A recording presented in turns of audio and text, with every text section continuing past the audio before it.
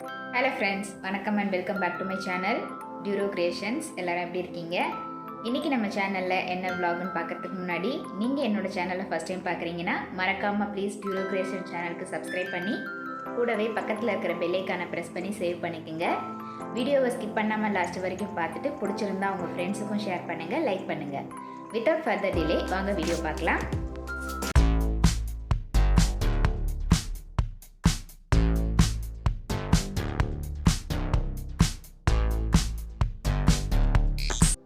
இன்றைக்கி வீடியோவில் கிச்சனுக்கு தேவையான ஒரு சில டிப்ஸையும் இந்த சம்மரில் எல்லா லேடிஸ்க்குமே யூஸ் ஆகிற மாதிரியான ஹேர் கேர் டிப்ஸையும் நம்ம பார்க்கலாம்.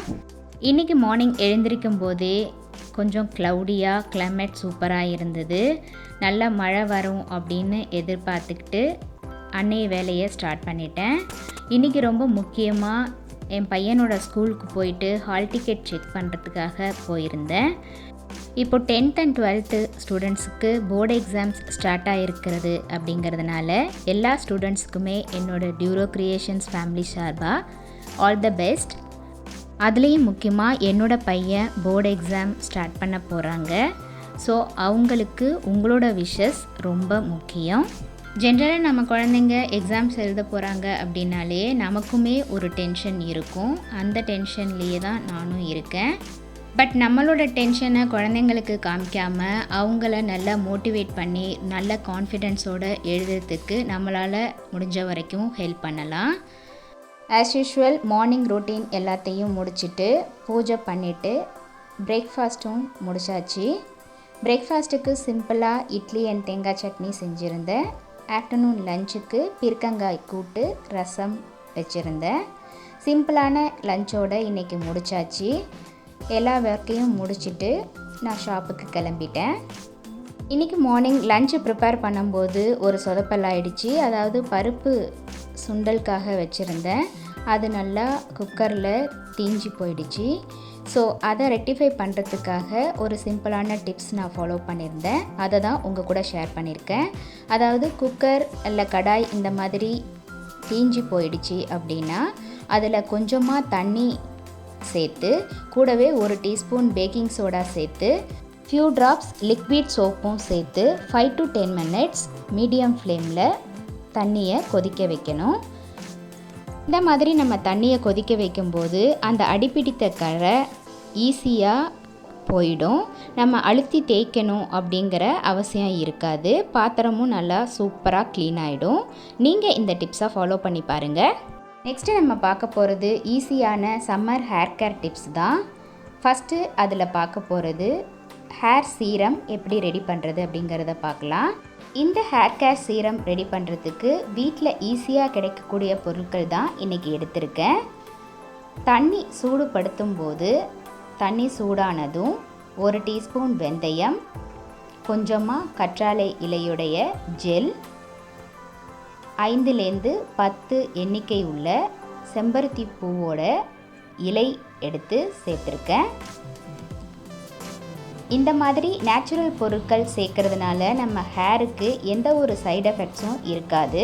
பர்டிகுலராக என்னுடைய ஸ்கின் அண்ட் ஹேர் ரொம்ப சென்சிட்டிவ்ங்கிறதுனால மோஸ்ட்லி நான் ஹோம்மேட் ப்ராடக்ட்ஸ் தான் யூஸ் பண்ணுவேன்.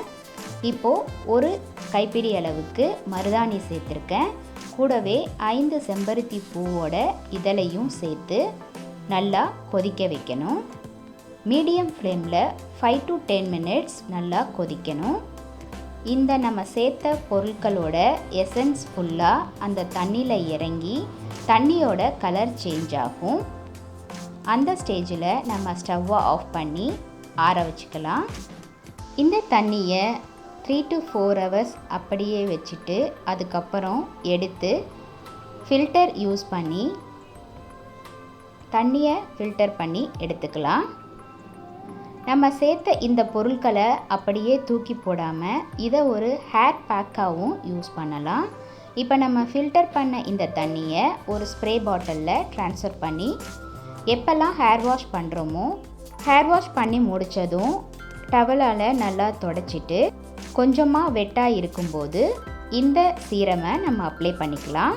இந்த சீரமை நம்ம ரெகுலராக ஃபாலோ பண்ணுறதுனால நம்ம ஹேர் ஃபாலிகல்ஸ் நல்லா ஸ்ட்ராங் ஆகி ஹேர் ஃபாலை சூப்பராக கண்ட்ரோல் பண்ணுது. நெக்ஸ்ட் இதே பொருட்களை யூஸ் பண்ணி ஹேர் பேக் எப்படி ரெடி பண்ணுறதுன்னு பார்க்கலாம். நம்ம ஃபில்டர் பண்ணி எடுத்து வச்ச அந்த பொருட்களை மிக்ஸி ஜாரில் சேர்த்து ஃபைன் பேஸ்ட்டாக அரைச்சி அதை ஒரு பவுலுக்கு ட்ரான்ஸ்ஃபர் பண்ணி நம்ம ஹேர் வாஷ் பண்ணுறதுக்கு முன்னாடி இந்த பேக்கை அப்ளை பண்ணி 20 மினிட்ஸ்க்கு அப்புறம் மைல்டான ஷாம்பு யூஸ் பண்ணி ஹேர் வாஷ் பண்ணிக்கலாம். இந்த மாதிரி hair pack and hair serum நம்ம யூஸ் பண்ணுறதுனால நம்ம ஹேர் ஃபால் கண்ட்ரோல் ஆகி ஹேர் நல்லா ஹெல்த்தியாக டென்சிட்டியாக சூப்பராக இருக்கும். அடுத்து எப்போதுமே ஃபாலோ பண்ணக்கூடிய 10 விதமான ஹேர் கேர் டிப்ஸ் தான் சிம்பிளாக உங்கள் கூட ஷேர் பண்ணியிருக்கேன். டிப் நம்பர் 1, நம்ம ஹேர் வாஷ் பண்ணும்போது ஹாட் வாட்டர் யூஸ் பண்ணாமல் கோல்ட் வாட்டர் அப்படி இல்லைன்னா வார்ம் வாட்டரில் ஹேர் வாஷ் பண்ணிக்கலாம். எப்போல்லாம் தலைக்கு குளிக்கும் போது நம்ம டைரெக்டாக ஹாட் வாட்டர் யூஸ் பண்ணோம் அப்படின்னா நம்மளோட ஸ்கேல்பில் இருக்கிற ஹேர் ஃபாலிகல்ஸ் எல்லாம் லூசன் ஆகி ஹேர் ஃபால் ஆகிறதுக்கும் ஹேர் ஃப்ரிஸி ஆகிறதுக்கும் நிறைய சான்ஸ் இருக்குது. அதனால எப்போதுமே கோல்ட் வாட்டர் அப்படி இல்லைன்னா வார்ம் வாட்டரில் ஹேர் வாஷ் பண்ணிக்கலாம். டிப் நம்பர் 2, நம்ம ஹேர் வாஷ் பண்ணுறதுக்கு நேச்சுரல் இன்க்ரீடியன்ட்ஸான சீகக்காய் யூஸ் பண்ணலாம். அப்படி சீகக்காய் யூஸ் பண்ண முடியாதவங்க ஷாம்பு யூஸ் பண்ணும்போது அதை டைல்யூட் பண்ணி ஹேரில் அப்ளை பண்ணிவிட்டு அதுக்கப்புறம் ஹேர் வாஷ் பண்ணுறது நல்லது. ஏன்னா நம்ம கான்சன்ட்ரேட்டடாக அப்படியே யூஸ் பண்ணுறதுனால அதில் இருக்கிற கெமிக்கல்ஸ்னால நம்ம ஹேரு டேமேஜ் ஆகிறதுக்கு நிறைய சான்ஸ் இருக்குது. அதனால் எப்போதுமே ஷாம்புவை டைல்யூட் பண்ணி யூஸ் பண்ணுறது ரொம்ப நல்லது. டிப் நம்பர் 3, நம்ம வெளியில் போகும்போதும் சரி ஹெல்மெட் யூஸ் பண்ணும்போதும் சரி ஹேரை நல்லா காட்டன் கிளாத்தால் கவர் பண்ணிவிட்டு அதுக்கப்புறம் நம்ம வெளியில் போகிறதும் ஹெல்மெட் யூஸ் பண்ணுறதும் ரெகுலராக ஃபாலோ பண்ணணும். ஏன்னா வெளியில் போகும்போது வெளியில் இருக்கிற பொல்யூஷன் சன் ரேஸ்னால் நம்ம ஹேர் டேமேஜ் ஆகிறதுக்கு நிறைய சான்ஸ் இருக்குது. இதை அவாய்ட் பண்ணுறதுக்கு எப்போதும் வெளியில் போகும்போது காட்டன் கிளாத்தால் கவர் பண்ணிட்டு போகலாம். டிப் நம்பர் 4, நம்ம வீக்லி ட்வைஸ் ஹேர் வாஷ் பண்ணும்போது அட்லீஸ்ட் ஒரு தடவை ஆயில் பாத் எடுக்கிறது ரொம்ப நல்லது.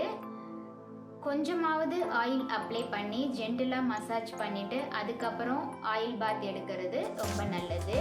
ஏன்னா ட்ரையான ஹேரை மறுபடியும் வாஷ் பண்ணும்போது ஹேர் இன்னும் ட்ரை ஆகி ஹேர் டேமேஜ் ஆகிறதுக்கு நிறைய சான்ஸ் இருக்குது. அட்லீஸ்ட் வீக்லி ஒன்ஸ் நம்ம ஆயில் பாத் எடுக்கிறது ரொம்ப நல்லது. இதனால பிளட் சர்க்குலேஷன் அதிகமாகி ஹேர் க்ரோத்தையும் நல்லா இம்ப்ரூவ் பண்ணும்.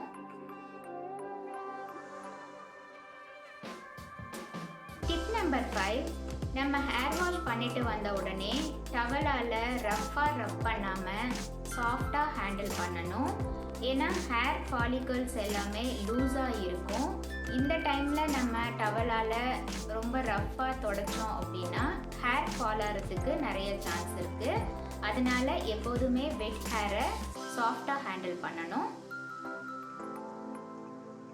டிப் நம்பர் 6, நம்ம ஹேரில் split ends, hair damage, hair fall, dandruff இந்த மாதிரி எந்த ப்ராப்ளம்ஸ் இருந்தாலும் அதை உடனே ரெக்டிஃபை பண்ணுறதுக்கு நம்ம ஸ்டெப்ஸ் எடுத்துக்கணும். அப்படி ஸ்டெப் எடுக்காமல் விட்டுட்டோம், ஃபாலோ பண்ணாமல் இருந்துட்டோம் அப்படின்னா அந்த ப்ராப்ளம் அதிகமாகி நம்மளோட ஹேர் டென்சிட்டியே ரெடியூஸ் ஆகிடும். ஸ்பிளிட் எண்ட்ஸ் இருந்தால் உடனே கட் பண்ணிவிட்டு டேண்ட்ரஃப்க்கும் ஹேர் ஃபாலையும் கண்ட்ரோல் பண்ணுறதுக்கு ஹோம் ரெமடிஸ் ஃபாலோ பண்ணணும். டிப் நம்பர் 7, டெய்லியும் ஹேர் வாஷ் பண்ணாமல் வீக்லி ட்வைஸ் ஹேர் வாஷ் பண்ணுறத ரெகுலர் ஹேபிட் ஆக்கிக்கலாம். ஏன்னா டெய்லியும் ஹேர் வாஷ் பண்ணோம் அப்படின்னா ஹேரில் இருக்கிற ஆயில் க்ளீன் ஆகி ஹேர் ரொம்ப ட்ரை ஆகிறதுக்கு நிறைய சான்ஸ் இருக்குது. அதனால் எப்போதுமே வீக்லி ட்வைஸ் ஹேர் வாஷ் பண்ணுறத ரெகுலர் ரொட்டீன் ஆக்கிக்கலாம். டிப் நம்பர் 8, நம்ம ஹேரில் ஹீட்டிங் டூல்ஸ், ஸ்ப்ரே இந்த மாதிரி ஐட்டம்ஸ் யூஸ் பண்ணுறத ரெடியூஸ் பண்ணிக்கலாம். ஏன்னா இந்த மாதிரி ஹீட்டிங் டூல்ஸ், ஸ்ப்ரேலாம் யூஸ் பண்ணுறதுனால ஹேர் டேமேஜ் ஆகிறதுக்கு நிறைய சான்ஸ் இருக்குது. ஸோ முடிஞ்ச வரைக்கும் இந்த டூல்ஸையும் ஸ்ப்ரே யூஸ் பண்ணுறதையும் ரெடியூஸ் பண்ணிக்கலாம்.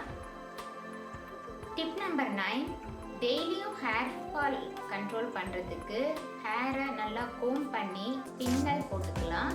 ஷார்ட் ஹேர் இருக்கிறவங்க போனிடெயில் அப்படி இல்லைன்னா கிளிப் மாதிரி போட்டுக்கலாம். லூஸ் ஹேர் விடுறதுனால டேங்கிள்ஸ் அதிகமாகி ஹேர் ஃபால் ஆகிறதுக்கு நிறைய சான்ஸ் இருக்குது.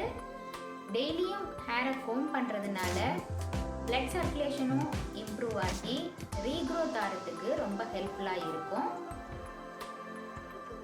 டிப் நம்பர் 10, டெய்லியும் ஹேருக்கு ஆயில் அப்ளை பண்ணுறதும், weekly once hair mask oil bath எடுத்துக்கிறதும், மந்த்லி ஒன்ஸ் ஹேர் ஸ்பா மாதிரி ஹேர் கேர் எடுத்துக்கிறதும் ரெகுலராக ஃபாலோ பண்ணிக்கிட்டு இருந்தோம் அப்படின்னா நம்மளோட ஹேர் ரொம்ப ஹெல்த்தியாகவும் திக்காகவும் இருக்கும். என்ன ஃப்ரெண்ட்ஸ், வீடியோ பார்த்தீங்களா? இந்த வீடியோ கண்டிப்பாக உங்களுக்கு யூஸ்ஃபுல்லாக இருந்திருக்கும்னு நினைக்கிறேன். இதே மாதிரி நீங்களும் ட்ரை பண்ணி பார்த்துட்டு எப்படி இருக்குன்னு உங்கள் கமெண்ட்ஸை சொல்லுங்கள். இந்த வீடியோ கண்டிப்பாக உங்களுக்கு இன்ட்ரெஸ்டிங்காகவும் யூஸ்ஃபுல்லாகவும் இருந்திருக்கும்னு நினைக்கிறேன். வீடியோவை ஸ்கிப் பண்ணாமல் லாஸ்ட் வரைக்கும் பார்த்ததுக்கு ரொம்ப தேங்க்ஸ். இந்த வீடியோ பிடிச்சிருந்தா ப்ளீஸ் லைக் பண்ணுங்கள், ஷேர் பண்ணுங்கள் அண்ட் மறக்காமல் டியூரோ கிரியேஷன் சேனலுக்கு சப்ஸ்கிரைப் பண்ணி எனக்கு சப்போர்ட் பண்ணுங்கள். நெக்ஸ்ட்டு ஒரு இன்ட்ரெஸ்டிங் அண்ட் யூஸ்ஃபுல்லான வீடியோட உங்களை மீட் பண்ணுறேன். Till then bye from Duro Creations. Thanks for வாட்சிங்.